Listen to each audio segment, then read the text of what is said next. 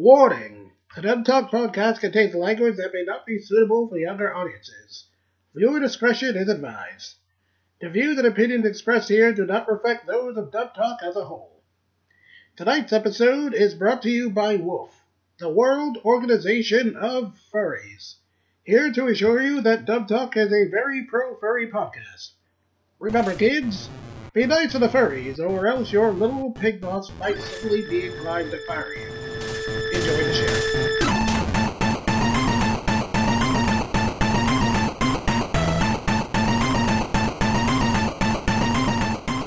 Hello and welcome to Dub Talk, where a group of animals come together to talk about anime dubs and millennials in the workplace.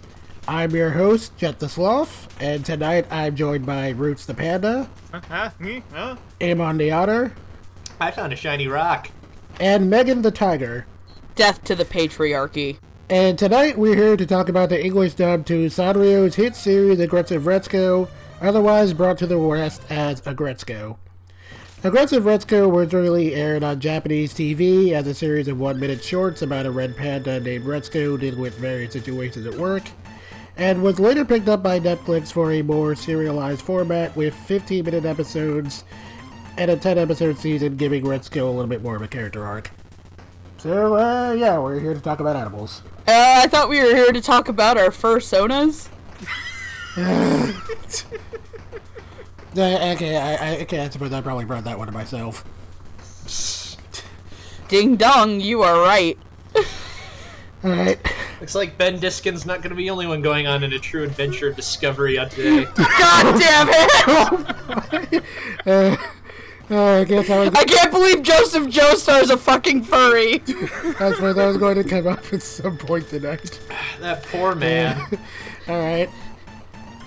And all of you out there who make aggressive Retsuko sodas and go, "Ah, no, I'm not a furry, ding dong, you are wrong.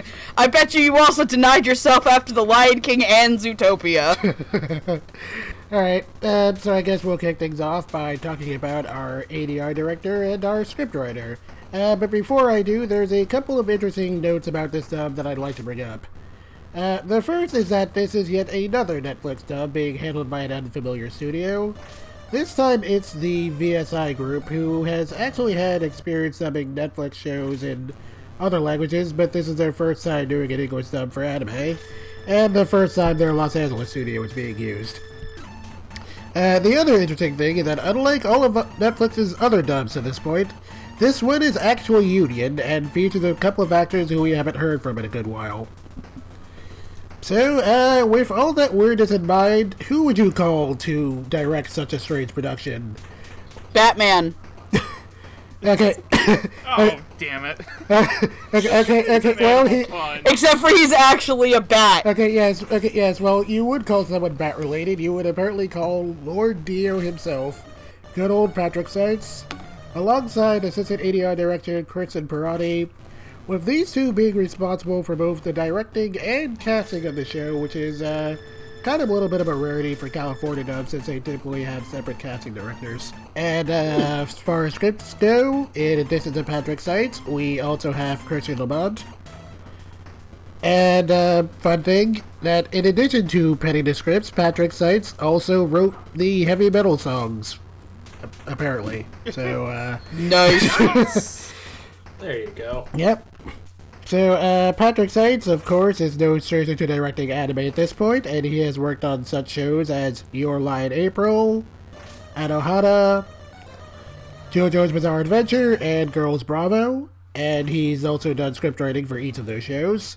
Christian Lamont is also a pretty familiar name when it comes to dub scripts, and some of his work includes Gara the Animation, Little Witch Academia, and Skip Beat. As far as Kristen Parati goes, however, this is her first anime directing credit, as far as I can tell. Thoughts? I'll go first, I guess. I'd first off like to start off with protein! Protein. Yes, we don't quite have enough time to bring it up in today's discussion, but in addition to directing, script writing, and writing song lyrics, Patrick Seitz is also in the show as a character who literally just says protein all the time. Isn't he also like the the manager of the karaoke club, the Mandrill? Okay, yeah, I think he is. It definitely sounds like him, so I'm going to say yes. Okay. Protein. No, I actually really enjoyed the casting and directing of this show. This is a show that, despite being a comedy, is also a social commentary show. So, when you're writing and directing it, you have to tread a very, very, thin line of being really funny with the, direction of the delivery and stuff, but as a writer, you can't go too far in either direction, or you lose the balance. And I think, Aggretsuko really captures that very well. I think Patrick and all of the rest of the crew did a really, really fantastic job as that. There was a lot of chances to play on certain stereotypes with some characters that they didn't, and I really appreciate that. And then there are other times where, while I don't necessarily like the stereotype voice, and I'll get to that, it works really well for those particular characters, because that's what the dub calls for. If this was, say, a show like Little Witch Academia, where I did have a problem very openly with how one of the characters' voices are portrayed, I don't have that same problem here. I think Patrick does another really good job. I don't 100% necessarily remember him directing a comedy, because as we know, Your Line, April, and Anohana are fucking hilarious. Though I haven't actually seen, that's total sarcasm. I've never seen Girls Bravo, so I can't say if that's a comedy, right? That's nominally a comedy. Whether or not it is funny is another question. Yeah.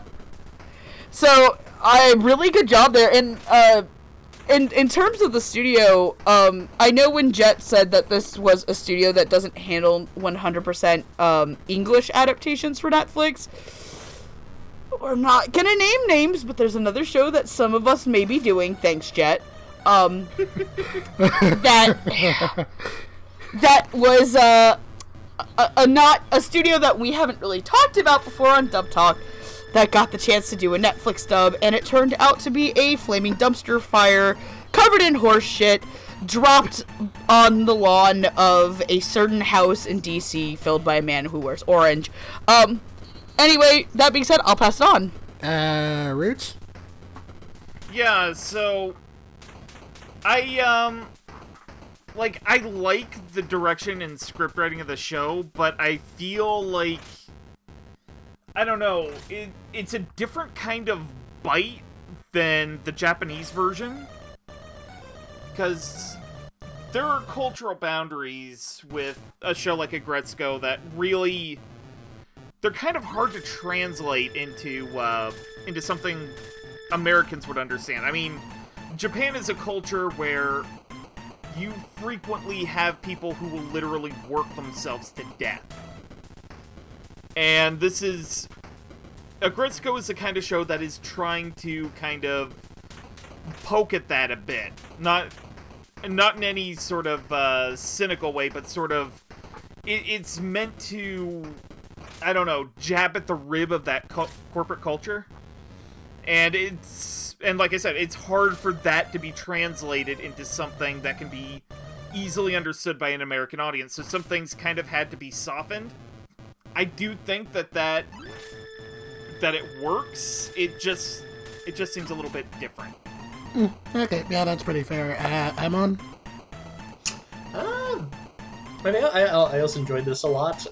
Before watching this in English, I watched it in Japanese, and I think the dub is of about equal quality. Maybe I might actually prefer this a little more for certain performances. I thought it was just very strong all around. I also want to give kudos to Patrick Seitz for the song lyric translation, because generally speaking, trying to translate songs from one language to another is hard, because most languages don't share the same like meter, internal rhyme, all that kind of stuff. And obviously that's a little different for death metal than like pop songs, but the point stands. And I thought he did a very good job of like adjusting it so that it fit the music still, but also like made sense and was coherent. And I'm sure that helped that he had like an actual singer working with him on those parts. But I also just enjoyed that a lot, because he clearly had a lot of fun I'm just like, all right, what's just the most blunt, angry way I can put this sentiment? There we go. There we go. What sounds best being screamed at the top of somebody's lungs in someone else's face? What should I choose? Like the metal songs were definitely one of the high points of this show. Oh, definitely. Yeah, pretty much all of them were fantastic. Yeah, no, I enjoyed this a lot. Oddly enough, this is actually one of the few shows that, because I ended up watching both in the Japanese and English, I can actually point out places where they change things slightly, which I thought was interesting. The one that sticks out is in the first episode when the guy walks in with drinks and stuff. In the Japanese, response is, "I didn't order anything. Oh no, I've been found out." But in English, it's just like, "Yeah, put it on the table." Like, I don't care. You know what I do. You work here. Give me my food. Which I enjoyed a lot. Yeah, no, I was very happy with this adaptation. I thought it was very good on both the directing and writing end. Okay, so... Alright, so at this point, I think it's safe to say that Patrick Seitz is pretty much one of the best ADR directors in the biz, and whenever he works on a new project, you're probably in for a good time. The reason I brought up Girls Bravo earlier was because that was actually his first directing project, and while he hasn't really done any straight comedy since then, this dub certainly demonstrates that he's got a pretty good knack for it. All the performances here are really on point, and Patrick and Kristen do a really great job of helping us to both laugh at and cry with these characters as they go through their lives, and they handle the casting really well. So I really gotta give them some serious props for that. As far as the script goes, well, if you've listened to me on any other episode or Twitter, you'll know I can get kind of prickly about adaptive script writing and whether or not a dub script has gone too far off the deep end. This show has an extremely loose script, which would normally be a big red flag for me, but I actually think this works for a couple of reasons. The first being that this is a comedy, so a looser script is kind of a given. And given this dub was being targeted for an audience as wide as Netflix's subscriber base, it kind of makes sense they'd want to lean more towards the sensibilities of said audience. And the second being that while it's really loose in terms of dialogue and how it follows up on jokes, it manages to stay true to the spirit of both the material and the characters, and it never feels like it's pushing things just a little bit too far for the sake of an extra punchline. So that Patrick Seitz and Crystal Lamont were able to make this work as well as it did is honestly pretty impressive. And I'd go so far as to say this might actually be my favorite dub script of the year so far. Oh, wow. Alright, so I guess we're going to start diving into our cast with a few of our minor characters. We have the CEO, Puko, Rasatsuke, and Marumaru. The CEO is, well, he's the CEO where Retsuko works at. Putsko... Oh. Putsko! Putsko! So now we know what the name of Jet's persona is. Puko is Retsuko's old classmate who's kind of living the free life. Rasatsuke... She's a fucking hippie. Rasatsuke is a doofus from Retsuko's job at her temporary love interest, while Marumaru is Rasatsuke's best friend and wingman. Yep. He's the one who controls the Microsoft Sam. Yes, he is. Okay, so playing the CEO, we have Jameson Price. Playing Puko, we have Allegra Clark. For Rasatsuke, we have Max Middleman. And for Marumaru, we have Roger Craig Smith. Jameson Price, you would know for such roles as Albert Maverick in Tiger and Bunny, Oikawa in Digimon Adventure 02, and Best Pro Rider from Fate Zero. Allegra Clark is a name we've talked about pretty recently, and some of her other work includes Archer of Red and Fate Apocrypha, Slade in Berserk 2017, and Kumasugu from Kagegaruri. Max Middleman is another familiar name to this podcast, and you've heard him as Kosei Arima from Your Lie in April, Saitama from One Punch Man, and very recently, His Majesty the Chimera Ant King in Hunter x Hunter. May long shall he reign. I was also he was gonna say, original character, do not steal from Fate Apocrypha. Okay, Roger Craig Smith is known more for his roles in Western animation, but some of his other work includes Deidara from Naruto Shippuden, Shinji from Bleach, and because it is a little bit relevant to tonight's theme, he is the current...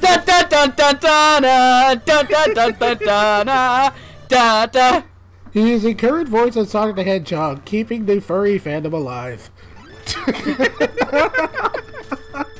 Oh, Dear furry fandom, please don't fucking kill us. You're all very, very wonderful, nice people for the most part. we're gonna get a lot of angry letters, aren't we?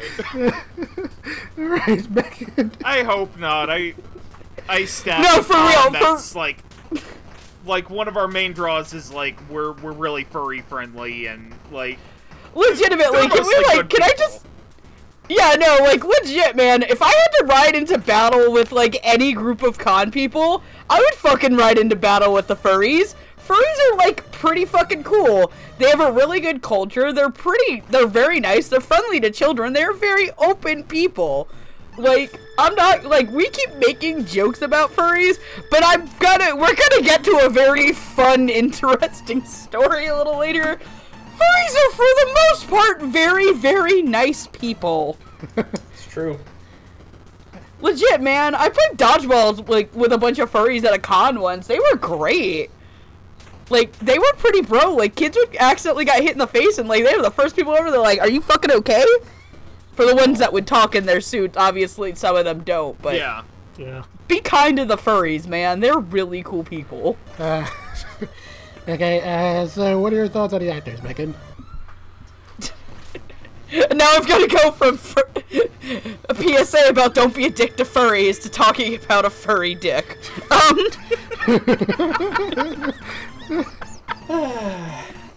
Good lord. Good lord. Alright, now we're all warmed up. Hey, there we go. There's the chemistry we'll come to love and enjoy about us. No, so let's start with the CEO, because he's kind of like the most minute one. Jameson Price is great as a CEO. I'm used to Jameson Price, like, scolding me as my stern father. Like, yeah, Jameson Price was the leader of the Armed Detective Agency. Yeah. Right? Okay, good. He's gonna give me praise. And it's really funny to actually hear him kind of be a little bitch baby in this show. Because he's kind of a little bitch baby to watch, Yeah, what you mean? yeah. Washimi, when, Washimi is like, hey, boss! What'd you spend this This is stupid, you're dumb. And then, like, confronting him about his about sexism in the workplace, where he's just like, but I don't want to. And she's like, bitch! And it's very interesting of all people, it's Jameson. I didn't know that was Jameson Price. Like, he was doing, like, the most nice little old man voice for this little old man elephant. Puko, Allegra Clark. I like Allegra Clark in things. And I like her as this flaky hippie lady. Man, a lot of people are like, Puko screwed Retsuko. Retsuko. You go see one Love Live concert and you forget how your brain works. Well, that's what Yo, Love Live concerts do. Man, this chicken wings are really good. Anyway, back to what I was talking about. No, Allegra Clark as Puko was really good. She got the hippie, like, kind of like, hey, like, she didn't do the stereotype voice for it, which was really nice. She didn't do, like, the, hey, man, hey, and she doesn't sound like me right now. The problem is, guys, I keep wanting to call Retsuko by the actress's name who plays her, that's why. So having her not just be like, hey girl, like, what's up? You wanna go smoke a bowl with me? Hey, you want type this of voice. sugar cube? It's got LSD in it. Mr. Ed, what do you see? Oh.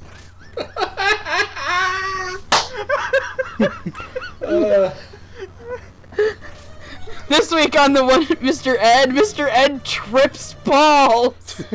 Wilbur, help me! It's a bad trip, Wilbur. Wilbur, why? Why did you do this, Wilbur? I can Wilbur. see sounds, Wilbur. Wilbur, I can taste colors. Okay, we're not talking about the pig until like an hour from now. Come on. Sorry. I'm sorry! I'm sorry, Allegra! Please forgive me if you ever listen to this, that we're talking about someone's childhood tripping balls. But no, I really enjoyed her. I liked that she had kind of like the laid-back attitude, that she didn't go super stereotypical with it, which I feel like under a different director or somebody who didn't really have a good sense of what this show was really about would really lose that. Manmaru, aka Roger Craig Smith, attempts to get Saitama laid. He's basically like the big, obnoxious dude bro at your office. He really gets that across.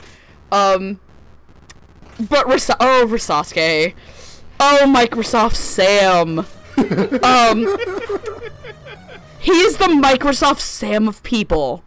And by people, I mean red pandas. Good lord. Max had to play him as emotionless and monotone as possible, which is really funny because, Max Middleman has done a lot of really, like, emotional and I mean, he's the king of the Chimera Ants, long may his reign be. It'll last at least until February of 2019 and traumatize several people along the way. Oh, rest in peace, the poor 7-year-olds who stay up till 2 a.m. watching Hunter x Hunter when their parents aren't looking. Y'all are gonna be dead. Also because Andrew's not here. Hey, Andrew! Is cult poop? Anyway. But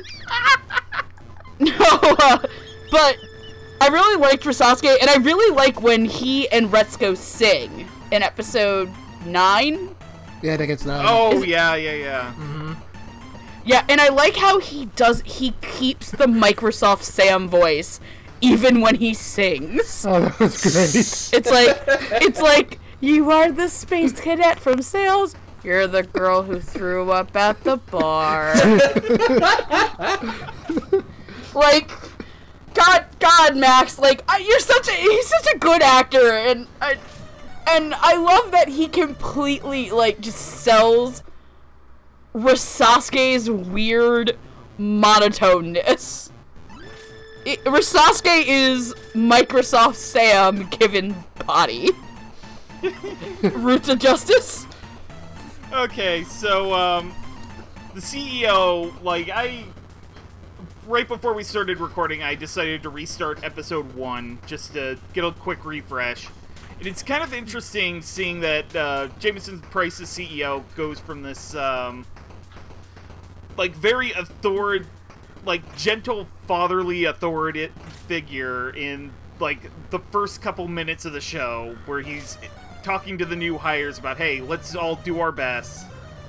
And then we get to a little later in the show after Retsuko makes friends with the with some of the higher ups, and he's actually just this kind of dumb. He clearly inherited his position from higher up in his family, and he doesn't know Hell what to yeah, do. nepotism. Like, it's abundantly clear he could not run a company to save his own life, and he plays him in that scene like a child, and I could not stop laughing at it. Just like, no, not my model! Like, what amount of drugs do you have to be on? You're Soba noodle slide is a good idea. easy. He's rich and stupid. I'm assuming he's stupid if he came up with that idea, because that's just silly. yeah. I don't think he talks to But people you know, very often. like, that would be something that'd boost morale, just a water slide of noodle. It would boost morale until Summit slips off the thing and breaks all the computers. Oh yeah, true. And then Tan has to do all the work himself. And he won't be happy. And, so Allegra Clark's Puko was really, for the, like, 2-3 episode arc she got, it was really fun. She played her pretty bubbly, but, you know, not, like Megan said, not, like, stereotypical hippie. Like, she was warm, she was bubbly, and, like, fun and gregarious, carefree, Like, I can't complain. And Monmaru as the sort of crappy wingman of Risasuke. Like, honestly, I really don't remember his speaking lines all that much, because he gets, like, maybe a couple lines. But I do remember him sort of being kind of the, like Megan said, kind of the do-bro. And, God, Max Middleman's Risasuke. What I really like about it is, like, he is monotone and robotic, but it's when, it's in Retsuko's delusions of him, where when he's got the dreamy Bishi face, but he still sounds like the way he usually does. Like, yes, he still kind of sounds robotic, but it's like, oh, what, how do I word it? Like, it's like somebody put, like, a Bishonen character through, like, one of those computer programs. They put it through the Microsoft Sam voice. Yeah. It's like when you were a kid and, like, you found the speech-to-text thing on your computer and you would just start putting the word penis into it.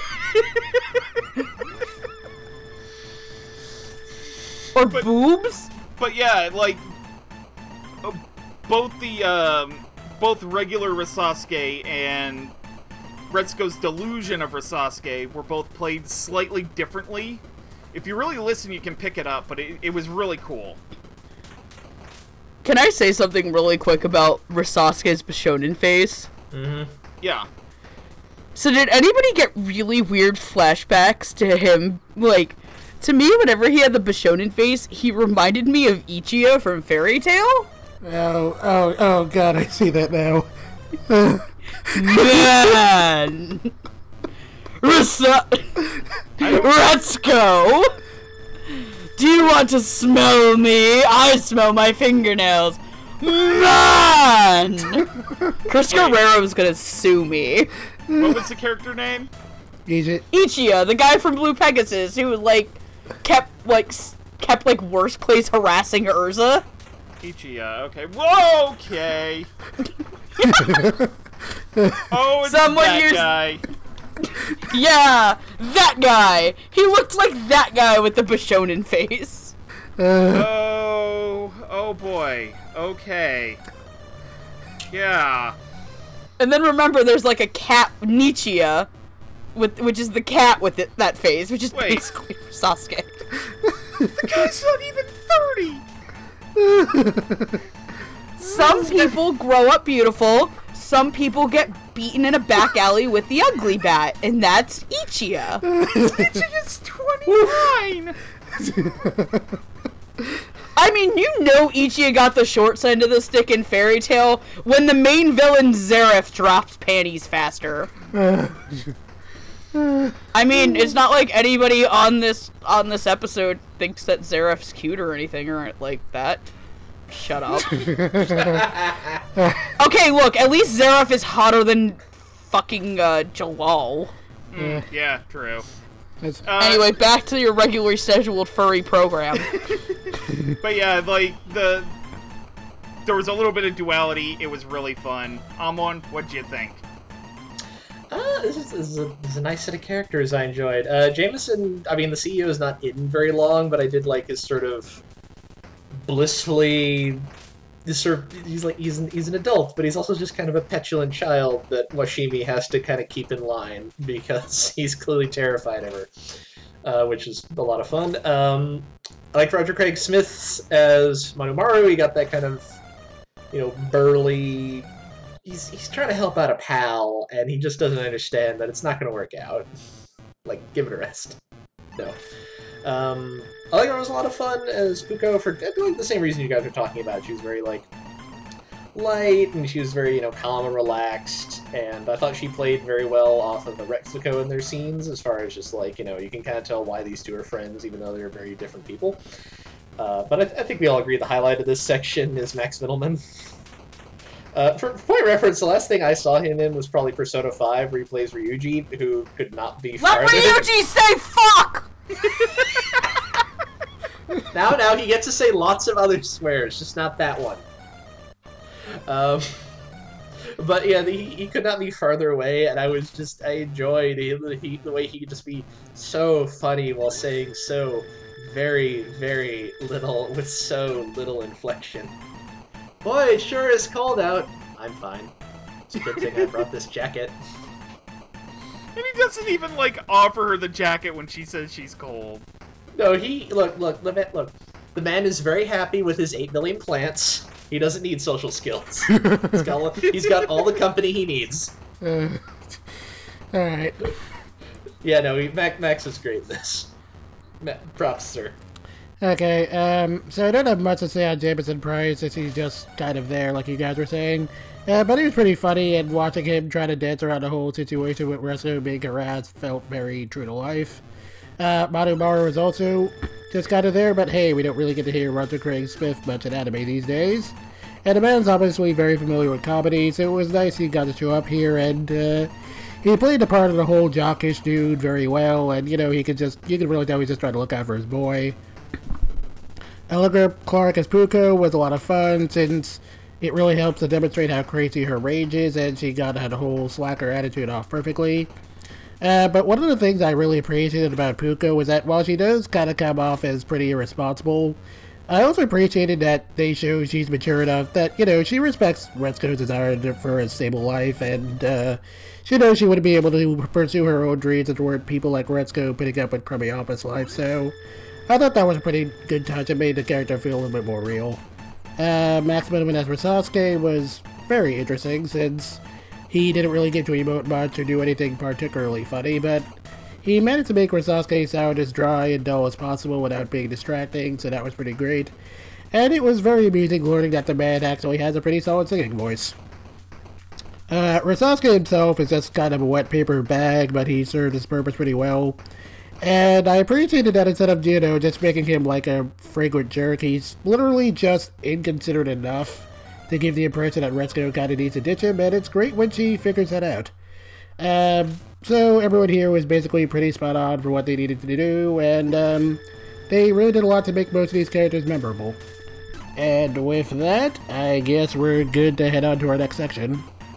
So our next group here are who I like to call the office nuisances. They're basically the people who make life irritating at work in small ways, but just enough to keep Retsuko miserable. So, we have Kabaye, the office gossip. We have Tsubone, that old senior who keeps asking Retsuko to do stuff for her, who is accurately portrayed as a viper. We have Tsunoda, who plays the part of the office ditz, and is also very accurately portrayed as a doe. And Komiya, who's that one little weasel who stabs everyone in the back to get points with the boss, and is, well, a weasel. Remember, kids, animal casting is important too. You gotta catch her animal. He's a meerkat. Is he? Yeah, he's a meerkat. Okay, I actually wasn't totally sure what animal he was supposed to be. Yeah, I think he's a meerkat, which, to be fair, our little African digging weasel. Okay, so basically he's a weasel. Yeah, he's just a fancy weasel. Okay, but I have just offended some meerkat expert somewhere. Okay, but basically oh my god, I just understood something. What? He's a meerkat. Tone is basically a pig. It's Timon and Wingo up, Pumbaa. a wingo up, a wingo up, a wingo up. In the office, the sexist office. Regret. Retsuko doesn't sleep tonight. In the office, the sexist office. Regret. I keep on calling her Regretsuko. Doesn't sleep tonight. A wingo up, a wingo up, a wingo up, a wingo up.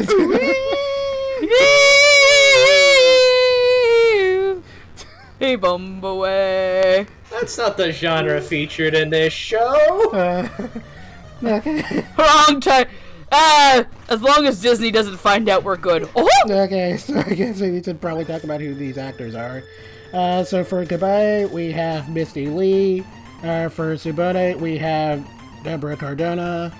For Tsunoda, we have G.K. Bose. And for Kamiya, it's good old Todd Habercorn. Misty Lee is known more for her work in video games, and magic, apparently, since she's actually a stage magician. Huh. Yeah. That's actually really cool. Yeah, as far as anime goes, this is actually her first named role. Tsubone is also Deborah Cardona's first anime role, and most of her career is in live-action stuff, with a few roles in Scandal, Crazy Ex-Girlfriend, and Fresh Off the Boat. Nice. Yeah, G.K. Bose, you would know for roles such as Princess Charlotte in the second and third Berserk films, Kial from Gurren Lagann, and Mayu Orihara from Durara. And Todd Haberkorn is pretty much a household name for anime dubs, who you have heard as Death the Kid in Soul Eater, Ling from Fullmetal Alchemist Brotherhood, and Natsu Dragneel in Fairy Tail. Wait a minute. Okay, so you said, is it Tsunoda? She's the little deer, right? Okay, Yeah. Tsunoda's... She's the one who's Princess Charlotte, right? Yeah, she's the one who's Princess Charlotte. Charlotte! Get over here! Yeah. That means isn't that Misty in Pokemon, though? Missy in Pokemon is Rachel Willis. She was Charlotte in the first movie. Okay, yeah, because I remember we were watching the Berserk bloopers at Anime Boston for the movies. Oh my god, that guy's getting stabbed! Anyway, I'll start us off since I'm already derailing everything again. No, so, you have to remind me what animal is which. Kabai is the big hippo, right? Yes, Kabai is a big hippo. Okay, so normally I hate when they do the big, dumb, fat girl voice, which is what Kabaye has, because she's a big, fat gossip, but it works because it makes her funnier, because you're not supposed to take her seriously, and it really helps. Like I said in the Little Witch episode, I hate when they just give the fat girls the big, slow, like, hey guys, I'm the fat character. But she's kind of got the big, dumb voice, but she's a fast talker because she's a gossip. And she's the right level of annoying and awful. Koimiya, she does a really good job with the old Viper lady voice. I thought she was a Komodo dragon, not a Viper. The Viper was Tsubone. Sorry. Okay, Tsubone. Alright, yeah. Okay, sorry, for Tsubone. Tsubone gets the really grumpy, bitchy old lady voice down, which is not something you get to hear a lot of with older characters. There aren't a lot of, like, crazy, bitchy old ladies in anime comedies that I've watched, unfortunately. Tsunoda, the little deer. Oh, good god. Fuck this bitch. She's got the, oh, Mr. Tone, like, push up your tits and cry for your man voice. Oh, come on, you know it's true. But she's also kind of got, like, the, oh, I know that Feniko doesn't like me. So, like, you know that, like, she's got the cute outside, but, like, the evil whore biscuit inside.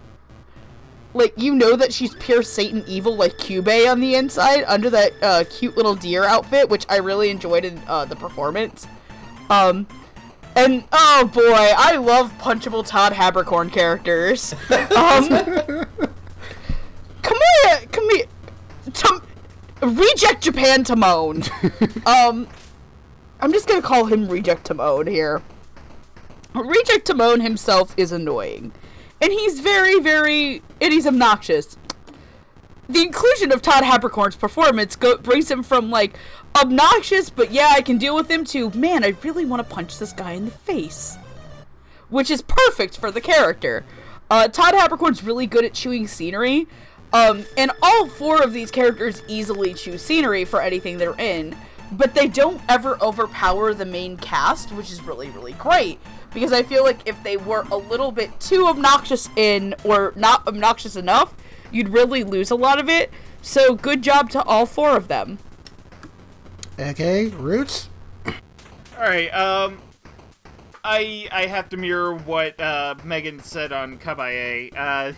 Like, a lot of her comedic timing just comes from how annoying and gossipy the character is. She appears out of nowhere and, like, she'll show up out of nowhere, drop gossip, and pop out as quickly as she can. I do agree that You know, while the stereotypical fat girl voice is typically not something that helps a performance all that much, it actually did work to the character's favor here. Let's see here. Who else are we doing? Sonoda. Actually, I'll get to Sonoda later. Tsubone. The sort of the grumpy office lady who's been there a while and like dumps her paperwork on Retsuko whenever she can. I really like that. And okay, now going back to Sonoda. I actually kind of disagree a little bit with Megan on the actual kind of character arc of hers. Like, I ended up watching the video Mother's Basement put out, like, right before we started recording, and I actually have a lot of respect for the way he kind of painted her as sort of... She's actually kind of doing it to make the gruffer members of the office, like Tone... And there was also a line in the trailer where she's like, if I can even make a caveman a little less grumpy, it's better for everybody in the office. Yeah, I know, but then there's like this aspect to her that is a little fake to me. Oh yeah, no, like there's definitely a little bit of fakeness to her, but I do have to respect that she kind of takes one for the team, and that kind of changed the way I saw the character rewatching the show from the beginning. True. And Todd Haberkorn as Komiya. God, like, I really like it when Todd Haberkorn plays greaseball characters. Like, I don't want to think that he is actually a greaseball, but he plays a really good one. Like, Komiya is genuinely a very punchable weasel. Please do not actually go punch meerkats, children. No, you will, trust me, you will die. You will get kicked out of the zoo for that one. Daddy, why can't we go back to the zoo? Well, Timmy, when I was a young boy, I watched a podcast on the internet that said to punch a meerkat in the face. I didn't listen to the second part, but I think the word dope might have been in there. The meerkat? I also ate a sugar cube before I went in. The meerkats know what they did. Okay. But yeah, like, Todd Haberkorn... Someone got a little too into meerkat manner. Yeah, Todd Haberkorn's natural hamminess lent itself really well here, and I really loved it. Hey, Amon. Yeah, no, this is another bunch of performances I enjoyed a lot. Who is it? I also enjoyed Kabe a lot. I've worked in offices with kind of like obnoxious middle-aged ladies, and yep, that's it. I've met these people. They're annoying. Please stop. I know she had the right just kind of like obliviousness to her voice that she just will talk on and on and on and just not get through that, like, I'm just being polite, I don't care, I don't want to see your nephew.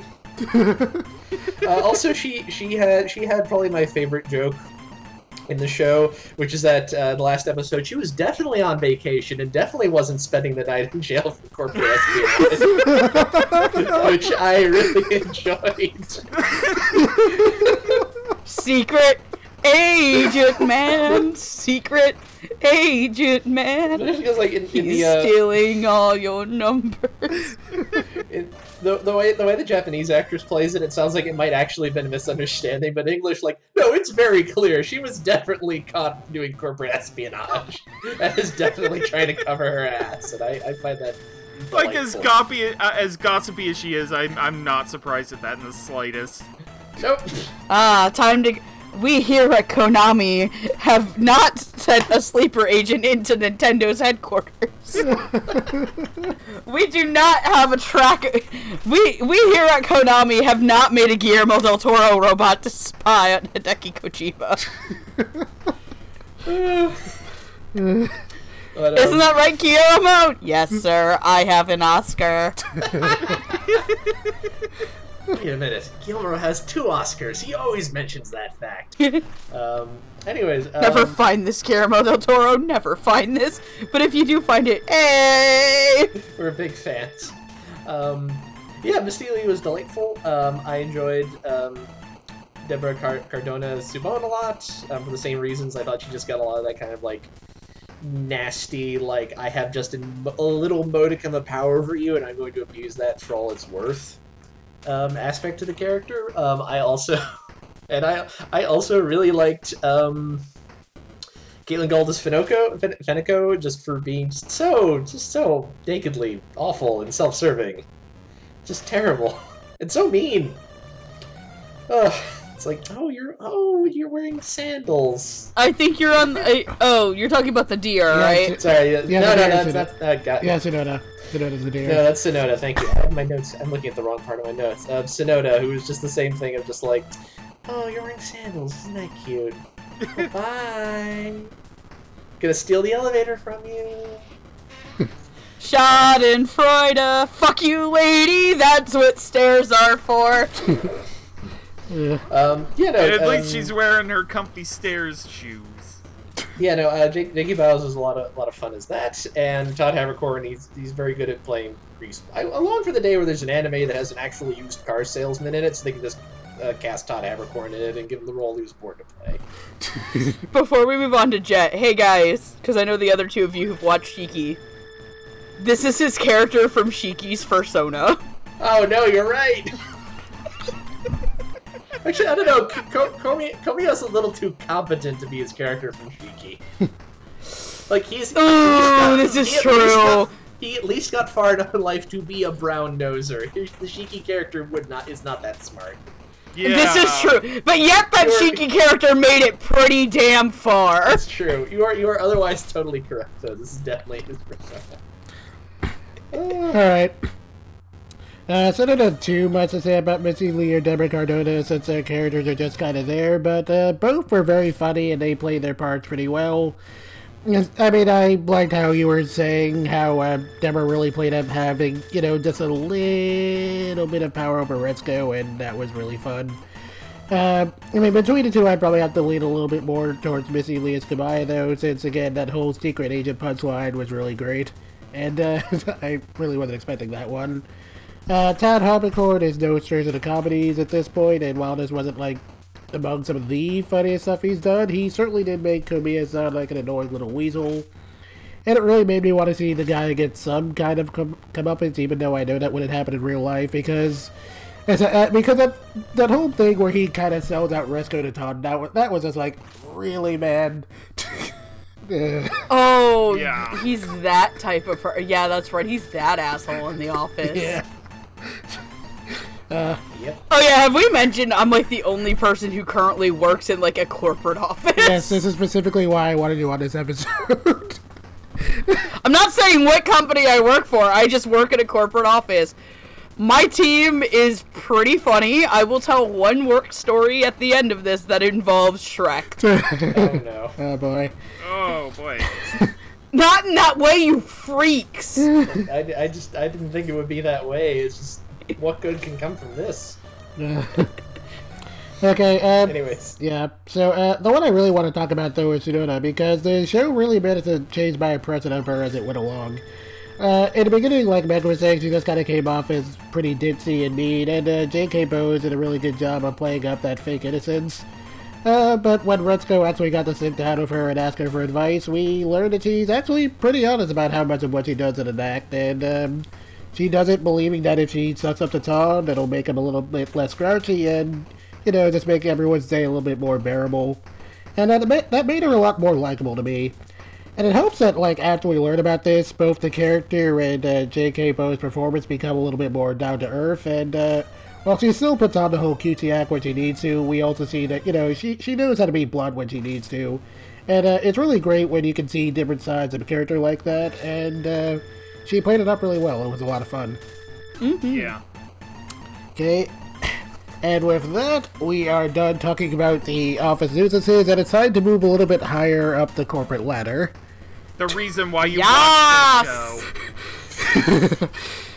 Yes. Okay, so getting into our first pair of the evening, we have Washimi and Gori. Washimi is one of the senior staff members at Retsuko Job, who also serves as a secretary for the CEO, while Gori is another... Who's also a secretary bird. Yes, the animal punchlines in this show are very strong. Gori is another senior staff member who's a bit more of a busybody and befriends Retsuko after finding out they take the same yoga class. So, playing Washimi, we have Tara Platt, and playing Gori, it's J.K. Bose again. Tara Platt is a name we haven't heard from in a little while, but you've heard her for roles such as Agnes Homer from Tiger and Bunny, Marina Cruz from Gundam Unicorn, and Sari Awashima from Kane Animation. So, Megan? Oh, okay, me first. Tara Platt's also, I'm gonna sound really dumb in asking this. She's Tamari in Naruto, right?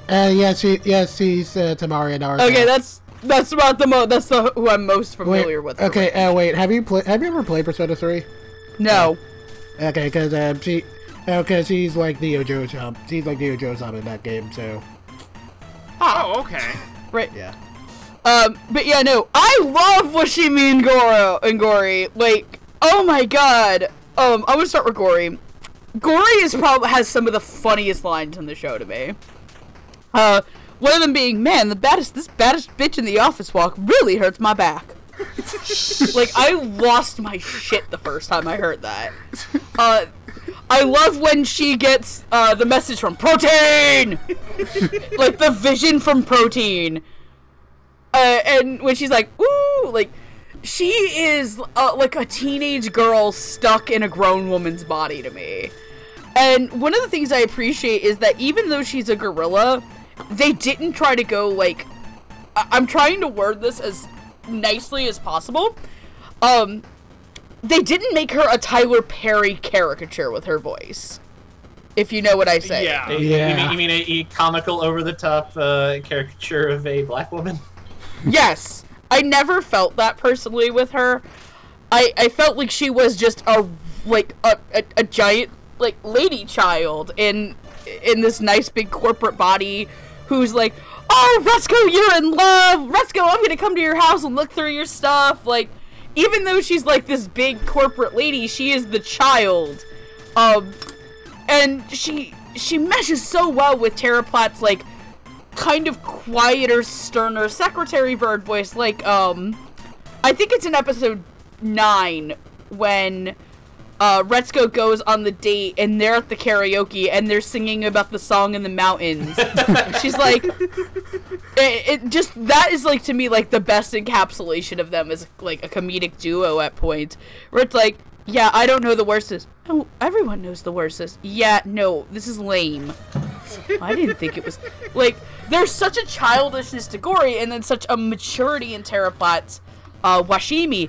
And man, when she calls out the CEO, yes! She's such a badass! Like, Tara gets this, like, badass, nice, stern, but she's never, like, super mean. And that's something I really enjoy about the character. And you always, like, for me who works in an office, like, we all know those women in life who, like, are like, yeah, no, I'm good at my job, and I will call you out on your bullshit. She's a little bit like one of my bosses at work, who I love to death, whose name I'm not saying, but, like, I have, like, one female boss, and, like, all my other supervisors are guys, and everyone respects her, like, a ton. Like, she is the one that we always are like, yeah, no, nobody messes with her. And I like that Tara Platt got that across in her performance and could still be really funny when the show needed to be. So, I'm gonna pass it on to Roots. Yeah, I really like Tara Platt's Washimi, and like Megan said, she gets the really stern sides down to a T, and she can also be kind of goofy with her too when the scene calls for it, and I really like that. But I really want to talk about Gori, because funny story, I I ended up finding one of those BuzzFeed surveys, like what character are you kind of things. I got Gory. Yeah, I think I did too.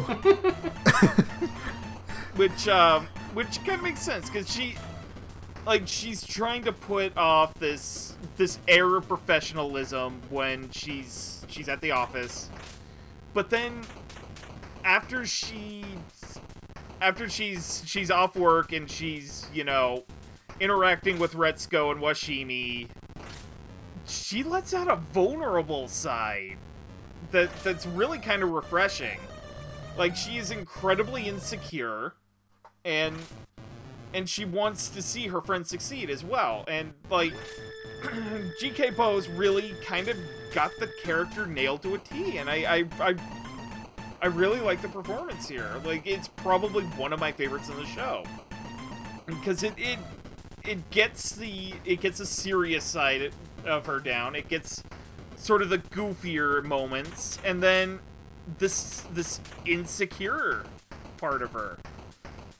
I really liked it, and I have nothing but praise to say for it. So I'm just gonna move it to Amon. Yeah, no, I enjoyed these two a lot. They were an absolutely delightful pair. Like I liked Terraplasma Shimi. I liked her, you know, her stern and cool, and not like too cool for school cool. Just like, you know, I know what I want. I know how to get things done. I know how to break tables. It's very easy. No, I liked her a lot, but I also really enjoyed Jakey Bowes as Gory for that reason of, like, she can put on this air of, like, deep professionalism, but you show her a karaoke bar when she's hanging out with her friends, her gal pals, and it's like, we need to go do karaoke. Come on, let's go. Now. You know, Aggretsuko, there's this really nice restaurant down the road. You want to go? And I enjoyed that, like, just sense of enthusiasm she always had. Both because it was very funny in her own right, and also just because it made such a nice contract with Ushimi, as far as, like, they're so different, but they make such a nice pair. Yeah, no, I especially like the bit where they first see a photo of what Retsuko looks like, and they're like, "What do you see in this man? There's nothing cool about him." And it's like the worst. What a loser! It's like it's the worst photo. Like, there's something blurry in the foreground, and he's kind of half behind it. And it's like, oh, you two are good. You're good friends. And I also really want to, like, one of the things I also really liked about their character, especially Washimi, is when Retsuko is in pain. And they're like, dude, no, he's not a good partner to you because he's not taking breaks for you. Like, you're putting out so much more than you're getting from this. And that was something, like, I really liked about that performance and their delivery of it. No, I actually agree with that a lot. Like, I like the way that it positions them as being, like, actual friends, in the sense of, like, they have each other's backs, and they're like, yeah, no, don't do that. Like, don't make yourself miserable on, like, the off chance that this when they talk about, like, all right, we understand your plan to get married, but, like, that has a lot of pitfalls, and you should consider that before you just go whole hog for it, because you don't want to be miserable. Like, that was a really good scene where they're sort of at the bar, and she's talking about her plan to just get married and leave her job, and they're trying to talk her out of it. Like, for a show about, like, funny Sanrio animals, this felt very adult in certain ways, and I kind of appreciated that. Yeah. Like, I like this. Yeah, and I thought that vocal performance brought a lot to that. Like, I enjoyed these two a lot. They were very good. Yeah, I agreed. So I'll start with J.K. Bowes here, since we talked a little bit about her in the previous section. I know things can get a little bit divisive when it comes to multicasting, my bad. But I honestly would not have known that Gory and Shinoda were played by the same actress if the credits hadn't pointed that out to me, so... I never looked at the credits before today. I found that out tonight. Right here. Oh, really? Oh, yeah. I wouldn't have guessed that. Yeah, so to me that speaks both to how strong her range is and how differently she played these two characters. And Gory was a lot of fun since while she clearly has a lot more life experience than Retsuko does, she never looks down on her, and we see that she has a lot of her own insecurities, which made for a pretty good laugh. Especially when, you know, she just, like, suddenly crashes at Retsuko's place to cry. That was, like, pretty funny. Oh yeah, when she gets broken up with. Yeah. Yep, I mean, I was a little mixed on her having, like, a little bit of a sassy black woman voice, since, you know, Gory's a gorilla and those implications, but it never goes... Yeah. I mean, but it never goes, like, too far. The performance is charming enough that you can overlook that pretty easily, and, I had a really great time listening to her. Terra Platta's Washimi was kind of interesting because I recognized her from the trailer, but I hadn't seen Terra Platt in something outside of Studiopolis in such a long time that I wasn't totally sure. But it was really great seeing her here. Terra's played plenty of mature women in the past, and she was really great at making Washimi sound calm and refined, while never getting to the point where she sounded too above it all, since, like Gory, she's just trying to look out for Retsuko. And that kind of warm, almost mom-like concern also really shines through whenever she's trying to advise her, and Terra's really great at that stuff too. Also, like I said before, watching Washimi kick down the CEO's desk was, like, really great. Girl doesn't play. Yeah. Yeah, no, I like when she's like, when they're talking about how Tsunoda gets things done, she's like, yeah, no, I use that as the last option. Yeah, that was great. Like, where this lady will kick down a desk before she'll kiss ass, and that's awesome. That was great. Alright. So, ready to move on to the next pair? Yeah. Mm-hmm. Oh, it's story time! Okay, I have it pulled up! Oh, oh no. boy. So our next pair is Feneko and Haida, who are Retsuko's closest friends at work. Feneko is a bit of a troll who spends time stalking people on social media, while Haida secretly pines for Retsuko. So playing Feneko, we have Caitlin Gold, and for Haida, we have good old Ben Diskin. Aw, yeah, bitch. So Caitlin Gold, you have heard as Morgan Le Fay in Fate Apocrypha, Strum and Grand Blue Fantasy the animation, and both Professor Nelson and Professor Badcock from Little Witch Academia. Ben Diskin's resume basically speaks for itself at this point, but you've heard him as Ash Roller in Excel World, Les from Pokemon Generations, and Joseph Joestar from JoJo's Bizarre Adventure Season 1. Let's talk about Haida and Feneko. I guess I'll just start with Haida. Ben Diskins plays a really good, lovable, dumb loser. Because that's what Haida is, a big, dumb loser. He's trying to find... I think, didn't they describe the scene where he fixes Feneko's computer? I think Patrick said he said Patrick's direction was, act like you're hiding a boner. It's funny because it's accurate. But man, Haida, he gets, like... Haida is a nice guy, but Haida's also a huge dork and loser, who's also probably into death metal from what... Or, like... I don't know, I feel like Haida's less death metal and more wake me up inside. If you catch my drift? To be honest, their basis this just seems to be that he owns a leather jacket, which can mean any number of things, so I don't know. I mean, he also has the red striped shirt. Amon roots. Like, he's probably not heavy metal, but he's probably like Ramones. Yeah. When when you said leather jackets, you know what the one thing I thought of was? What? No. We're here for the Airbnb.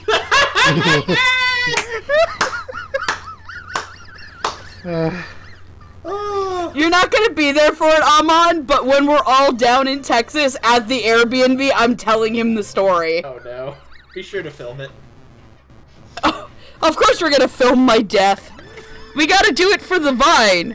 But no, I really like Haida. I think Ben gets a lot of his confused boner hiding leather evanescence boy, like, makes bad Naruto AMVs to Linkin Park. Fursona down. Oh, please tell me the actress's name that plays Feneko. Caitlin? Yes. Okay, first of all, when Andrew told me that she was Morgan Le Fay, my immediate reaction was to get very angry. Because I immediately thought of Mordred's conception in Fate. Oh no. I hung the phone up on him. I was that angry. But, man, Feneko is the patronus of every office troll ever. Ha ha ha ha ha ha ha ha ha. I could listen to a 10-hour loop of her monotone laugh. But I think my other thing is that she gets the really bitchiness across, especially to Tsunoda. I also like when she gets drunk at the singles party, where she's like, singles parties are awesome. I think that she really works as the deadpan to Retsuko. Thank you! Her over-emotionality. So I think they work as a pair, and I've talked long enough, so go ahead. Yeah, I guess I'll start with Feniko. Like, I really like that she's sort of the, like, she's sort of the moral ambiguity of the trio between Retsuko, Haida, and Feniko. Like, she is the biggest social media stalker. She has little moral compass when it comes to, joking about other people. Like, it's a funny character, and I kind of like that she's sort of the better wingman to Retsuko at the office mixer than, like, Monomaru.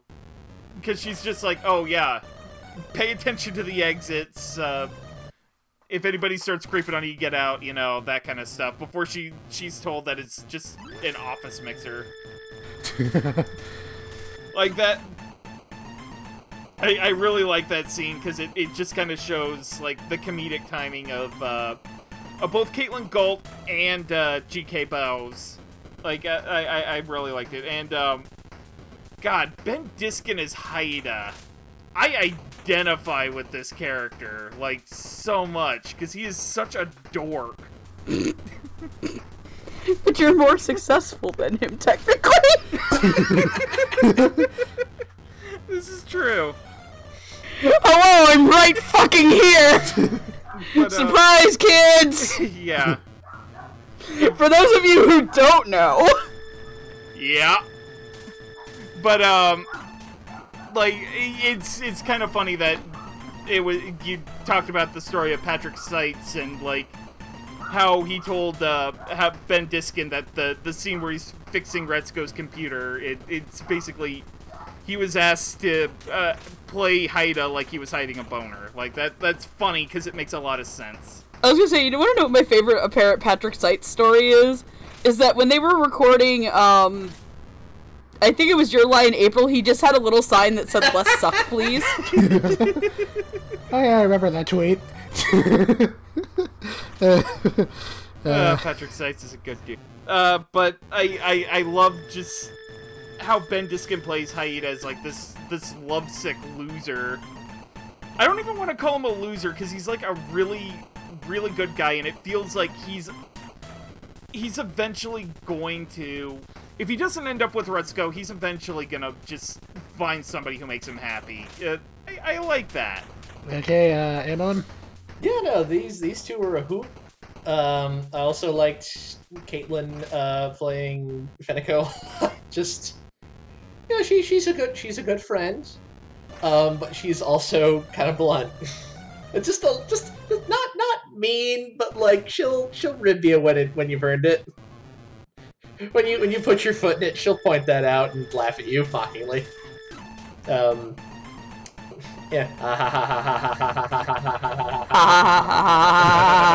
My best laugh. And I also enjoyed Ben Diskin a lot because I also used to be that dork, and I feel his stupid pain. And much like Haida, if you actually ask women out, it works out a lot better for you than not, so try that, kids. Hey, it worked for at least 3 of us on this episode! Pretty much. Sorry, Jet. But yeah, I just enjoyed just how well he played it. Like, I'm well-meaning, but kind of a wimp. And I'd rather ask my buddy to prevent this woman from hooking up with somebody than just asking her myself, because... Also, he is responsible for my second favorite moment of the show, which is where he's defeated by a can of coffee. Oh yeah, where he just trips on... He's like out drunk. That was great. He tries to kick it, and he just slips on it and falls down and gets pneumonia, and it's like... like, Perfect. all I know, like, when he slips on the can, Perfect. hello, darkness, my old friend.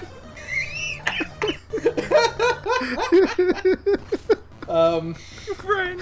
Yeah, they're both an absolute delight to listen to. They were very good. They were part of the reason that I don't know if Netflix would do it, but I believe that the older like shorts that preceded this TV show aren't streaming anywhere, and I kind of hope they pick them up and put them out in some fashion, because I'd certainly be happy to hear a lot of these people doing these characters again. These two in particular. Yeah. Anyways, yeah, those are my thoughts. Okay.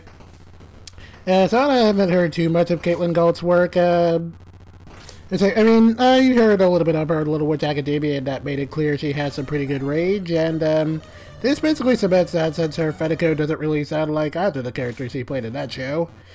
She's got that really dry, deadpan voice down to perfection, and she was great at making Fenico sound as snarky as possible, while also making it clear that beneath the surface she really does care about Retsuko and kinda wants to look out for her. As far as Ben Disc and his Haida goes, it's basically got to the point where I expect the unexpected pretty much every time Ben Diskin does something new, and this was a little unexpected for me. He's certainly no stranger to comedic roles at this point, but Haida was definitely a lot more laid back and friendly than I'm used to hearing Ben Diskin do, and it was really nice seeing him do something a little bit more relaxed. Especially since, he's known a lot more for, the super wacky performances. And Haida himself was also a very pleasant surprise, since it felt the show could have played him up between either being like, this perfect nice guy or, secretly being a jerk. But it goes for like the more realistic take where he is a pretty nice guy, and, he was ultimately willing to let Retsuko be happy when it looked like she actually was dating someone else. Well, he's not above being, kind of having that sort of petty jealousy, and also admitting towards the end that he was actually more into the idea of Retsuko than Retsuko herself. And, I wasn't too sure if I wanted those two to hook up in the end, which is why I'm kind of glad the show left that a little ambiguous, but I feel like they would have been a nice little couple. But, hey, at the very least, if they don't actually start dating, he at least has a guitar, so they can always form a death metal band together. How much do you want to bet that, like, Fenico has, like, a bass hidden somewhere? Fenico is gonna turn... For all we know, like, Fenico is, like, the Futaba of this universe. Or, like, she has, like, a niece that's Futaba and she taught her everything. That'd be great. So you know that we're out there. Let's see how many times I can sing in an episode. Alright. Okay, so we are actually reaching towards the end of our segment here, and getting into some of our final characters for the evening. And first up, we have Toad. Toad is Retsuko's supervisor at work, and is a literal sexist pig who makes everyone's lives miserable with his bad attitude, effectively kind of serving as our show's antagonist in a sense. Turn! Putin!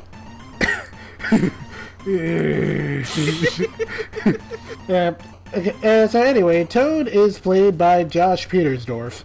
And this is actually his first anime role, but he has a pretty solid amount of video game credits, including Galio from League of Legends, Terminus from... Wait, what? He's Galio?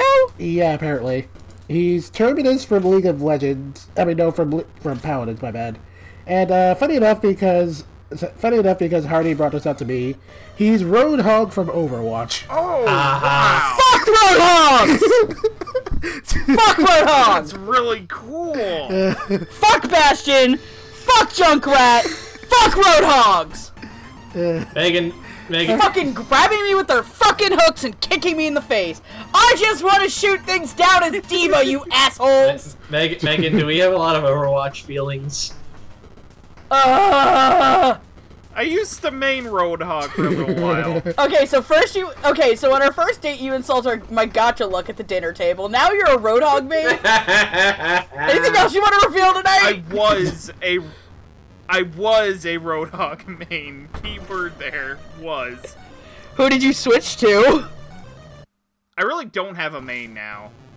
Like, it's mostly between, I think it's, like, mostly McCree and, I want to say Bastion. Alright, well, one out of two ain't bad. Yeah, can't win them all. I love you anyway. Okay, so what are your thoughts, Megan? Man, this was such an interesting character, too.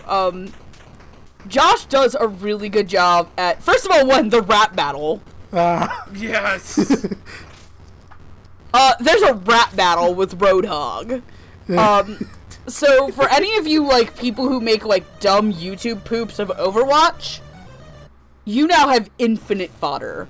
Double points if you make Todd's character. You're welcome. Double points if you make Todd's character Junkrat. I'm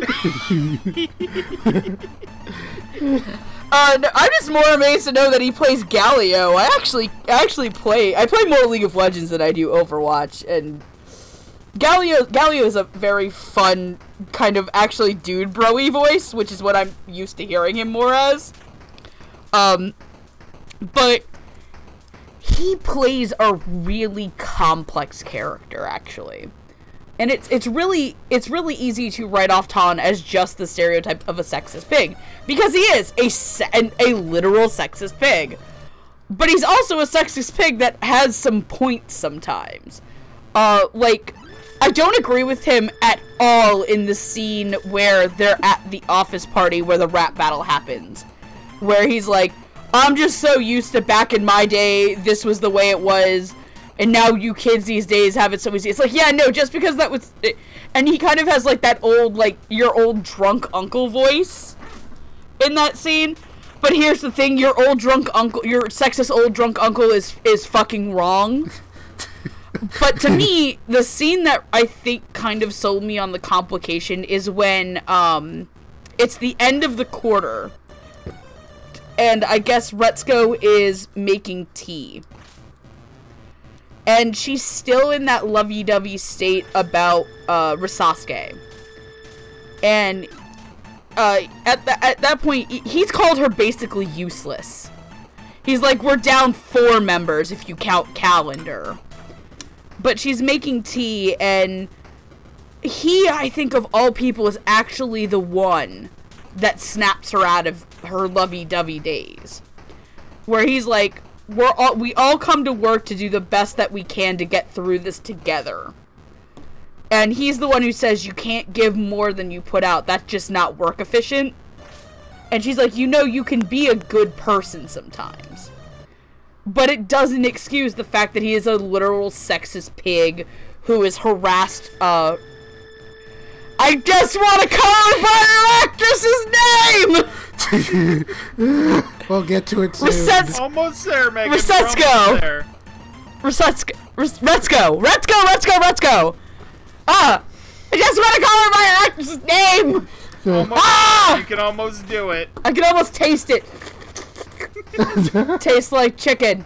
But no, like, I think that Josh does a really good job playing the big, burly stuff. He also gets this really creepy comedic moments where Ton is trying to be nice to everybody. And he's, like, putting the fake smile on. It's like, hey, guys, let's just be productive. And everyone's just cramming into the tea room to escape it. But no, I genuinely enjoy the performance. It's a contender for one of the best of the year, too. For something that, for such a vile person. It's not that he's the villain of the show, it's that he's the antagonist. He's not evil, he's just set in his ways, and his ways are awful and get called out in the show. But he also can be a good person if he would just stop being a sexist asshole. And I think Josh sells it. And I'm gonna let Roots talk. Yeah, Tone's a really complicated character.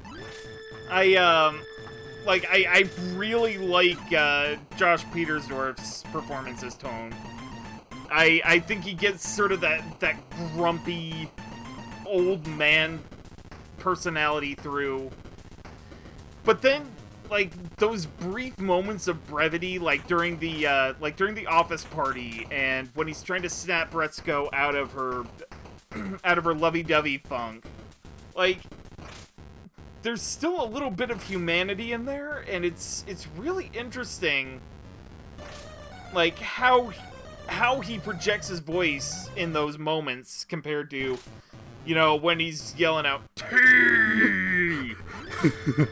and like, calling Retsuko calendar and all that. Because her days are numbered. That was a really great punchline. Like, I really like this performance, and I'm really sad that there's not much more I can say that Megan hasn't already, but she nailed my points really, really well, so... It was a really solid performance that I absolutely loved. Okay, Amon? Yeah, no, I also enjoyed him a lot. He was very... He's just very entertaining, playing this just the most obnoxious, the most obnoxious dude in your office who has all the power and likes to spend a lot of time about how he really needs a vacation from practicing his golf swing. I just love the bit where Komiya comes up and he's found this country club up in the mountains with a hot spring and how we should all go to it because we deserve a vacation. And it's like, we deserve a vacation! And Retsuko's just looking there and it's like, you guys are so full of crap. Why? Why? He's just delightful. He's just the right level of obnoxious that he's funny rather than grating. And the rap battle is great. And sometimes he's gotta be a little bit of a touching moment. And he can tone it down for that too. So I enjoyed Josh a lot. I thought he did really well with this role. He's one of the characters in the show that kind of makes me wish the show were a little bit longer, just so there could be a little bit more of him. Yeah, he's really fun to listen to. Okay.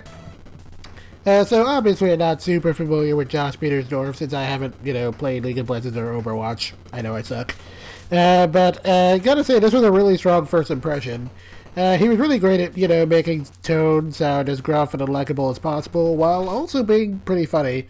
And I especially got a really great laugh out of his diss rap, since, awful as it was, you also kind of have to admit his assessment of Retsuko also wasn't, completely wrong either, which is, also a pretty good segue to talking about the character himself. It's very clear that we aren't supposed to like him, and the show never pulls any weird 180s into making him quote-unquote sympathetic. But it does, just kind of demonstrate that, hey, when the chips are down, he's actually pretty good at his job. And he also knows how to be a lot more straight with Retsuko than any of her friends are on how she tends to run away from her problems.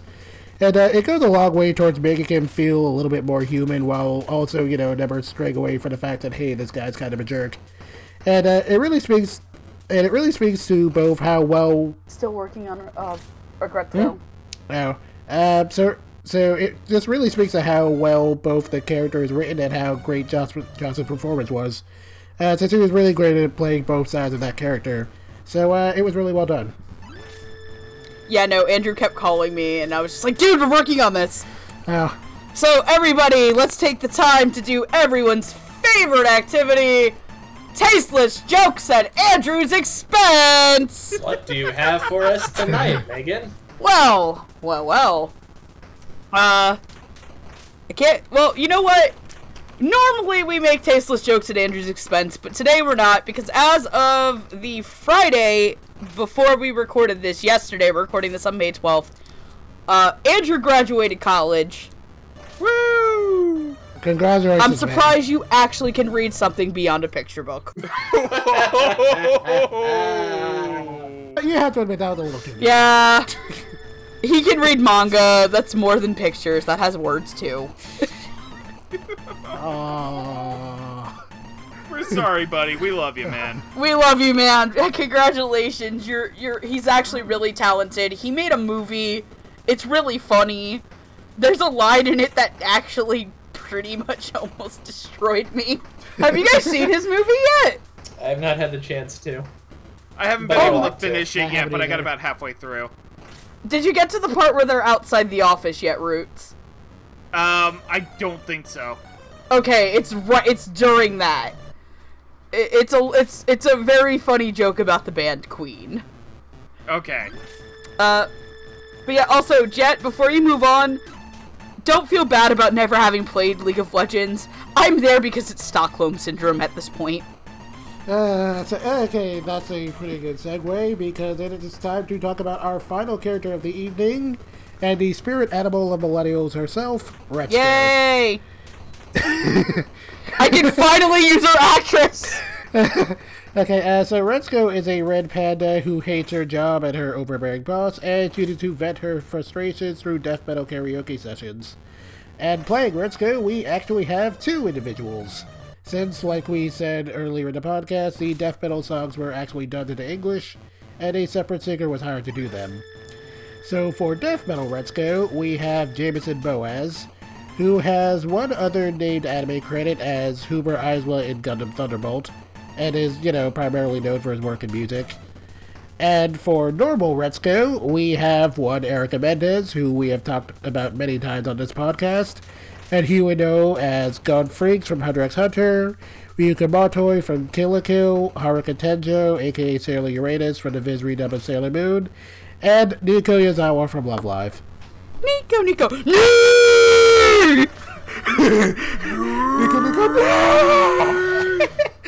Oh man, who has never actually seen the Love Live anime? Me. I just haven't seen the dub. Okay, if you've never seen the Love Live anime ever, there's actually a scene where Muse talks about changing up their image, and they come Do they suggest turning themselves into some sort of hardcore metal outfit? No, but they do come dressed as Kiss and scare the school. And there's been, the longest petition by fans on the internet to get that as, a promo rare card, is the set of them all dressed as Kiss. I mean, they could probably do it. Kiss will license that shit to anybody. I'm shocked they haven't done it already. That would be super easy to do. They don't make a lot of... They only make new Muse cards that are, super rare and above. That's why. It's mostly Aqua at this point. But, yeah, I guess I'll take over so I can finally stop calling her Aggretsuko. But no, I really, really enjoyed this. And I've talked about it a little bit on... Thank you for remembering this, brain. I need to record those lines after. This is something I talked about in Cardcaptor Sakura, which is I'm usually not a big fan of dubbed songs. I feel like sometimes that they try to pigeonhole actors into singing songs that may be at a different register than them, or they just don't have the same vocal match. And to me, as somebody who listens to music, if the vocals are not what I'm used to when I hear the sub version, the Japanese version of the song, and went into English, it would lose it on me. Unfortunately, Aggretsuko isn't a show that I got the chance to watch the Japanese in, but one of the things I like is that they actually got a metal singer to come sing all of Retsuko's heavy metal. And I think it's hysterical that it's a dude voice. I love that they went with a male singer and not a female metal singer. There's something funnier about it to me. Yeah. And when he's singing It probably... Oh no, go ahead. I was gonna say, it probably helps that while they do exist, there are a lot of women who sing death metal. There's the woman from Arch Enemy, and the other woman from Arch Enemy who replaced the first woman from Arch Enemy, and that's about it as far as I know. Nice. But no, literally getting to hear, Josh, you said. What's his, if you can give me the Jason? Jameson Boaz. Oh, Jameson Boaz. Hearing him scream really loudly, "You're a piece of shit! You're a piece of shit! I hate you!" Is so cathartic coming off of Erica Mendez as Retsuko, who is kind of this soft-spoken, emotional pushover, who's I think Puko is you're the type of person who buys a pair of socks at a department store because you feel bad walking out without buying something. Yeah. It's so funny, and it's just, a lot of times that would be really jarring, but the thing is it's supposed to be jarring. This is supposed to be weird to outsiders that Retsuko sings death metal to feel better. And it's kind of played for a laugh, but at the same time, it's really, after a while, you seriously, kind of realize, it's kind of cathartic, Retsuko being into singing death metal. Because, even me, who works at an office job, everyone kind of, like, laughs about it on the podcast, and I've been shamed for it. Like, I love coming home from the office and playing Love Live for a couple hours. Like, it's really therapeutic for me. And, like, even sometimes, like, people are like, why are you so into anime and stuff? It's like, no, it's, like, completely therapeutic coming back from an office job where, a lot of times I don't get to be who I really am because you have to maintain decorum and stuff. And you have to be professional. I can't go around just, like, when one of my coworkers is being an asshole, and just be like, hey, fuck off. Like I can in the Dub Talk chat if Andrew or, like, Hardy's being a jerk to me. I can't be like, hey, guess what? Go fuck yourself, asshole. For, like, in, like, a nice way. Like, obviously, like, there are times when we're actually having, like, a real dispute with each other. We, like, sit down and be like, hey, look, like, what the hell is going on with you? Like, what the hell is going on? But I think that the show does a really good job. Oh, God. I think screaming has killed my voice. I hurt myself. Oh, no. I hurt myself. Oh, shit. Fuck, that hurts. Oh, God. But you get what I'm saying. I'm rambling. Retsuko. Oh, Yeah. God, I'm an idiot. Oh, no. Get some hot water when we're done recording. I'm gonna eat something. Yeah. So I really like Erica Mendez's sort of pushover-y, like, she is clearly, like, the person everybody dumps their problems on in the office. And she tries to take it in stride, and for the most part succeeds. And then you get Jameson Boaz is, like, the screamy death metal side of her, and, like, this is where I have to give a lot of props to the script writing here, because the metal songs are all great. Like, all of them. Especially Retsuko's response to the rap battle at the office mixer. Like, Oh, that was fantastic. You're a piece of shit! where she rocks so hard, everybody gets amnesia the night. I know, it's like some of them get amnesia, and then some of them she, like, specifically knocks them out to make them forget. And then, like, the lovey-dovey arc of episodes 9 and 10 was also really good. You are the space guy. Okay, I didn't mention that. Erica Mendez also gets to sing in this show. Yeah. And, like, I really love the fact that episode 9 didn't get a single metal song in it, because it was replaced with that sugary pop kind of... The Disney ballad. Yeah, and even the ending credits got, like, this bubbly kind of thing, and it was great. But back to the English performances, I really liked Erica Mendez as Retsuko. Like, she gave an energy to the character that was kind of needed. Also, I do have to note that the, I believe it was also, like, another heavy metal singer who did it in the Japanese version. Yeah, I think it was. It says, I'd have to double check. yeah, I have ANN up. It's, Rareko, who's also the director and writer. Oh, okay. I didn't know. That's, yeah. that's really cool. Awesome. Yeah. Okay, yeah. He's done a bunch of short comedy in the past, which I assume is the main reason he was hired, but I was actually wondering, it's like, did they hire him because he can do that himself? Like, they wouldn't have to find a death metal vocalist, we can just get the director. Anyways. Yeah. But both of them were really good. They had really great funny moments. Erica Mendez could kind of be a little somber when she needed to be, lovey-dovey when she needed to be. It was great. I loved it. Amon? Yeah, no, these two, I mean, I think these two are the ones, I don't think I'm saying anything too out there by saying these two made the show, probably.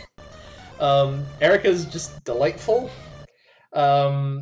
She was sweet and relatable, but also, like, very good at, Retsuko is angry, but she has to keep a nice face because she's in an office environment and she can't really, like, just tell people off.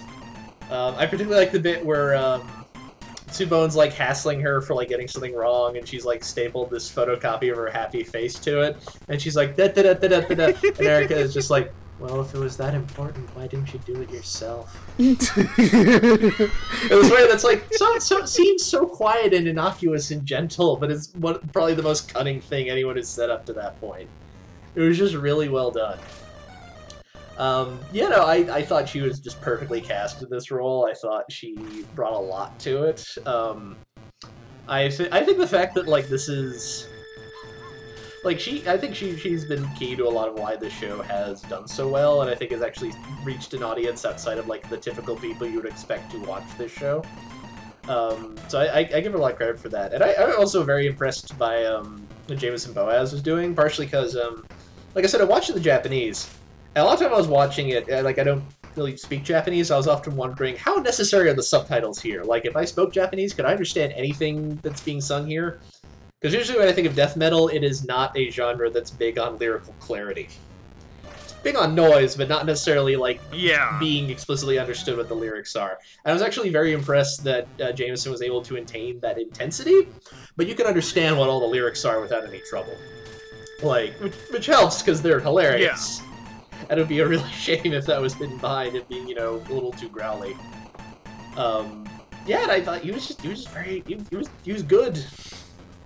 Like, I like that they bothered to hire somebody who actually, like, does this, if not strictly professionally, at least as, like, something they put a lot of work and effort into. I thought that really paid off. Yeah. Yeah. Okay, so I'll start with Jameson Boaz. Like you were saying, Amon, I really appreciate that he was able to play all the death metal segments with clarity. Like, he was very loud, but you could always very clearly understand everything that he was saying, and it worked very well because, again, the death metal stuff is kind of supposed to be the punchline, so it helps when you can actually understand it. And I also got to really give Patrick Sykes credit for how he scripted the songs because, like Roots was saying, they were pretty much all fantastic. They were really funny. And, it definitely brought a lot of energy to the show. And as far as Retsuko goes, so like with Ben Niskin, I pretty much always learn to expect great things whenever Erica Mendez does something new, and this is already one of my favorite performances of hers. She's really great at making Retsuko sound simultaneously adorable and exhausted, and switches between perky and panicked pretty much seamlessly. Retsuko herself is a very interesting character, of course, since, she's meant to come off as super relatable and whatnot. But the show also isn't afraid to show that she's really bad at coping with her problems, And the way in which she, like, always looks for a way out isn't exactly healthy. And, just watching her eventually grow to a realization that, hey, life sucks, but, you kind of got to put up with it, and, just make the most of what you got is a character arc that I'm sure, pretty much everybody can relate to. But it's also one you never really see portrayed this honestly in most media. And Erica handled every aspect of that journey really well. And she made me both want to root for Retsuko at times, while also making me want to scream at her for how badly she handled certain things. And the fact that I felt for Retsuko as much as I did really speaks to how great Erica's performance was, so I have nothing to say, but well done. And also, really, I just like spending the entire episode now being like, girl, what are you thinking? Stop. Don't date the boring panda. Do not date the space cadet from sales. It's not worth it. Don't do it, he's a little bit of a jerk. Even though he helped you when you threw up at the bar. Look, being generally nice is not an acceptable substitute for actual social. Say it louder for the people in the back and the otaku out there. I don't think I'm gonna get through to them. They got bigger problems. Watching episode 1 of ReZero was a goddamn mistake.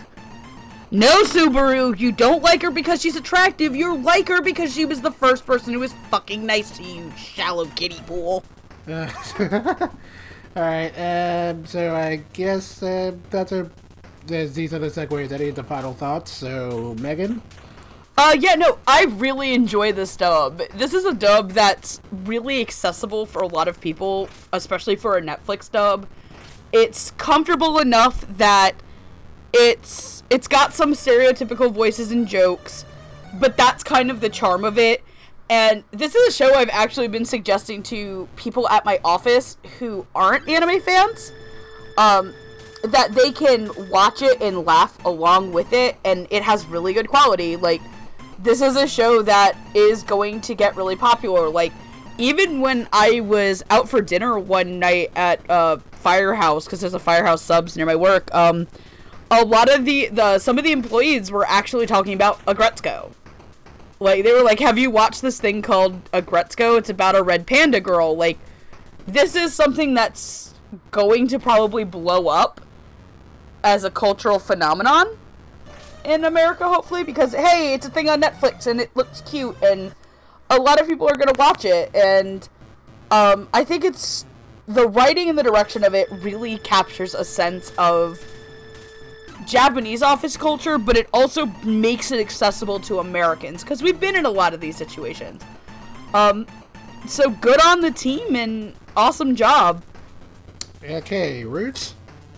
Yeah, this was... I didn't go into this expecting it to be as biting a commentary on Japanese business culture as it ended up being. And I really... While the dub wasn't quite able to, you know, deal with some of the more biting matters of, like, commentary that would be relevant with the Japanese business culture, it was very funny. And it had a lot to say about, in general, corporate culture. And I have to say, with, between this and Devilman kind of becoming zeitgeists, it really kind of feels like Netflix is starting to come into its own as like, an anime broadcaster. And I would really like to see them, like, acquire more shows like this, because like Megan said, this is actually getting talked about by people whom we assume don't typically talk about anime. So good on you, Patrick Seitz, good on you, Erica Mendez, good on you, cast of Aggretsuko. This is really good stuff, and I could recommend this without issue. Okay, Amon? No, yeah, I really enjoyed this dub a lot. I think Aggretsuko is a really interesting show just in terms of like its content and its thematics and what it wants to talk about, which I feel like is something I never mind not seeing in anime. I feel like I generally don't see in like the majority of media I consume. Like, you know, there are some workplace comedies that sometimes edge into this stuff, but usually not quite as bluntly in my mind. And I feel like the dub has done a good job of making this accessible to, like, both it's just good in its own right and also just accessible to a wider audience. Like, I think as we were commenting when this was coming out, this was like the first of Netflix's like anime licenses that they really spent a lot of time promoting on their own, to the point where the US Netflix Twitter account, his description for a while just said, "This is an Aggretsuko stan account." Like they like, and I don't think that's a coincidence. I think they looked at this and thought, like, hey, this isn't just like a fun action cartoon for kids. This is something that, like, your average whoever who comes on here to watch The Office or something would definitely watch this. We should push this, because this will go to a lot more than just like the standard group of people who like to watch a lot of anime. And I think the dub definitely helped with that, if for no other reason than, like, people are going to be way more accepting to try this out if they don't have to, read subtitles and so on. And I think that it is such a high quality dub helps that immensely. Rather than something that was just kind of phoned in and to be, serviceable but not great. So I'm like really happy with this, and I'm really happy that it's here.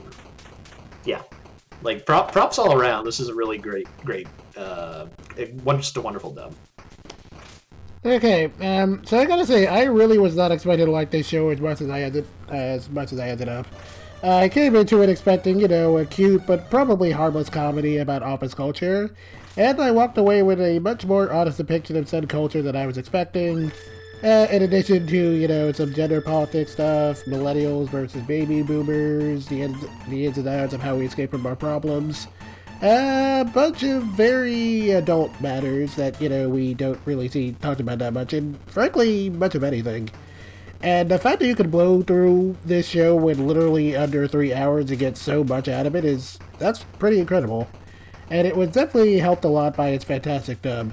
It's very liberal to be sure, but it manages to make things work by translating things over to a more mainstream audience while still retaining the spirit of what makes the material interesting.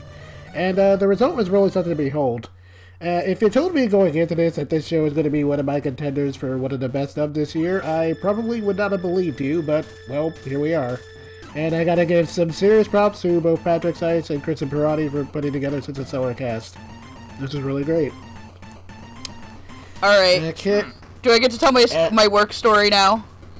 Yes. Alright. Yeah, we are actually ridiculously good on time. Alright, yay! Let me tell you a fun story about my office. So full disclosure, my team at work works across, like, several different offices, one international and the rest are in the US. My boss, my direct boss, is a very wonderful gentleman who is also a huge Star Wars nerd. Like, this man saw the Force Awakens, like, 7 times in theaters, dressed as Obi-Wan. So for Halloween last year, he came dressed as Obi-Wan to the office because they were doing trunk or treat at their office, which is the other one in Florida. They're in Orlando, we're in Tampa. So apparently, as he was walking around, some other lady in the office sees him and goes, "Oh, I like your Shrek costume." So, while we were on the call that night, one of my other coworkers is leading it, and he ends it off with, "So everyone have a happy Halloween. Jeff, we love your Shrek costume." And my boss was like, "You were all fired." He was so upset about that. Like, my boss, like, legitimately though, I am super happy as, like, I have, like, probably one of the nicest, most understanding bosses in the world. My boss understands con lifestyle because he goes to Star Wars ones. So, thanks, boss. But that being said, the other thing I would like to mention is that there actually is a furry con going on right now. Not only is Sean Chiplock there, I just learned that Brian Massey is too. Of course there is a furry con. There's a lot of them. Brian, he's also performing, so, hey, Brian Massey, you're cool. Also, B, furries are awesome, but legitimately, furries are awesome. They are super great. I live in Florida. We actually have a pretty big furry con down here called Megaplex. They do a fuck ton of charity work. Like, a lot of their stuff and their proceeds go completely to charity. So, next, like, we've been kind of making tasteless jokes at their expense, but I need to reiterate this in case anybody who is watching is a furry. Guys, we're just kind of joking around here. Legitimately, the furry community is fantastic. Don't be a dick to the furry community. Yes, this is a very pro-furry podcast. Okay. Anyway, time to whore ourselves out. Yep, so anything you guys want to plug? Hi, my name is Megan. When I'm not being an awful asshole on the internet, you can follow me at Queenera2 on Twitter. You can hang out with me, Hardy, and Andrew over at the Funimation forums and Discord. That's it. Okay, Roots? Yeah, you can find me on the twitter.com at Roots of Justice, where I mainly just retweet cute animal pics and, like, Bart Simpson hitting Homer over the head with a chair memes. They're good memes, Roots. Like, they're great. I love the effort that people are putting into these. I mean, by the time this episode comes out, like, that'll probably be replaced by the next one, but, and also, like, YouTube page and blog that I'll do something with eventually. Okay, Roots, I will make a deal with you. If you do anything with either of those, I will buy you an anime of your choice. You got yourself a deal, buddy. Okay, Amon. You can find me at on Twitter at Amon Duel US. Duel has 2 U's in it, where I usually retweet art and sometimes complain about comics or post music or something like that. You can also go to my frequently updated blog, worldthat'scoming.blogspot.com, and you can look at how dusty it is and how all the lights are broken. I've heard it's a lot of fun. And I often give a dusty old song when I do these. And I'm in a bit of a pickle because, given the show, I want to do a death metal song, but I have a problem. I don't actually listen to a lot of death metal. I know nothing about this genre. According to the internet, if you want to check it out, you can try Human by Death, who are from Florida, because apparently Tampa has one of the big death metal scenes in the country. Heck yeah, we do. Yep. And I listened to it and I enjoyed it, but I can't, it sounds like death metal. It seemed fun. So instead, I'm going to recommend you check out some of Jamie Boaz's music. He has a SoundCloud page, and in particular, he is currently in a band called Epsilon Zero, who apparently put out an album about a month ago. They also have he has a SoundCloud page, and Epsilon Zero also has a SoundCloud page where you can listen to their new album, which I believe is called Requiem. So go give that a shot, because he seems to be a talented dude. Yeah? Oh wait, we're talking about death metal bands, right? Yeah. Oh, if you're also into death metal, you should check out a band called The Giraffes, not because... Have you heard of them, Amon? You've told me about them because your cousin is in them? Is the bassist! There we go. My cousin Damien. Also, because it feels kind of relevant, Deathclaw's briefcase full of guts. Delicious. Okay, and as for me, you can find me on Twitter at @TheVineNega, where I'll usually be, ranting about cartoons or anime or whatnot. I also have a blog, Animation Infinity, where I occasionally write about stuff, as well as doing reviews for the fandom post. This season I'm reviewing Season 3 of My Hero Academia, so, you can go read that if you want to. Small independent anime. Okay, and on that note, I think we are more or less done for tonight, so, thanks for watching. Woo! Platoon! I was gonna make a Circle of Life joke, but I couldn't think of a good one. It's the Circle of Life! Circle of Life! I dig moves!